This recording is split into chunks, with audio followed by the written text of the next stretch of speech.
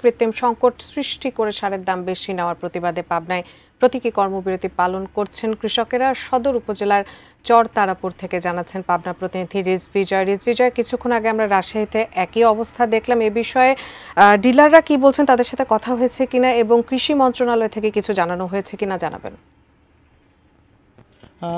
ধন্যবাদ। আসলে পাবনার এই যে চরতারাপুরের যে চর এলাকায় আমরা রয়েছে, এটি কিন্তু একটি কৃষি অধ্যুষিত এলাকা এবং যে বর্তমানে বর্ষার পানি নেমে যাওয়ার পরে এখানে পেঁয়াজ রোপণের মৌসুম এবং পেঁয়াজ রোপণের এই সময়টাতে যে নন ইউরিয়া সার, যেটি বাংলা ড্যাপ এবং টিএসপি এমওপি, এই সারগুলো কিন্তু খুব প্রয়োজন কৃষকের। তো সেই সময়ে আসলে কৃষকরা অভিযোগ করছেন যে প্রতিটি জায়গায় আসলে সারের দাম প্রকাশ্যেই বেশি নেওয়া হচ্ছে এবং বিভিন্নভাবে সার নেই এরকম অজুহাত দিচ্ছেন ডিলাররা। সেই অজুহাতে কিন্তু বস্তা প্রতি সব ধরনের সারে 400 থেকে 500 টাকা করে বেশি নেওয়া হচ্ছে।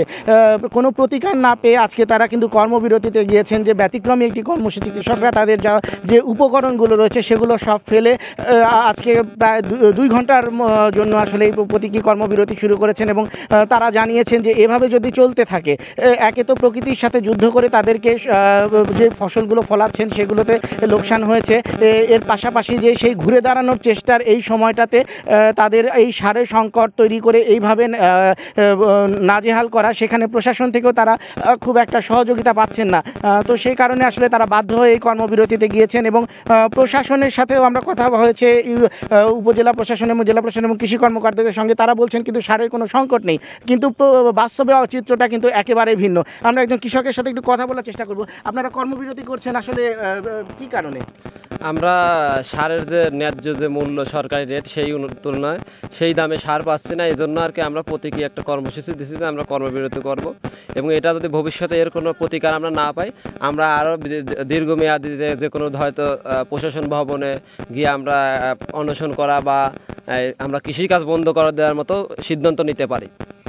ধন্যবাদ। আমরা শুনছিলাম যে তারা কিন্তু আসলে যদি এই ধরনের কর্মসূচি চলতে থাকে বা এই ধরনের প্রতারণার শিকার তারা যদি হতে থাকেন, তো ভবিষ্যতে আসলে কৃষকরা কৃষিকাজ থেকে দূরে সরে যাবেন, অন্য পেশায় চলে যাবেন। তো সেই ক্ষেত্রে আসলে কিন্তু যদি এই ধরনের পরিস্থিতি ভবিষ্যতে হয়, তাহলে কিন্তু বড় ধরনের সংকট হতে পারে বলে মনে করছেন কৃষি সংশ্লিষ্টরা।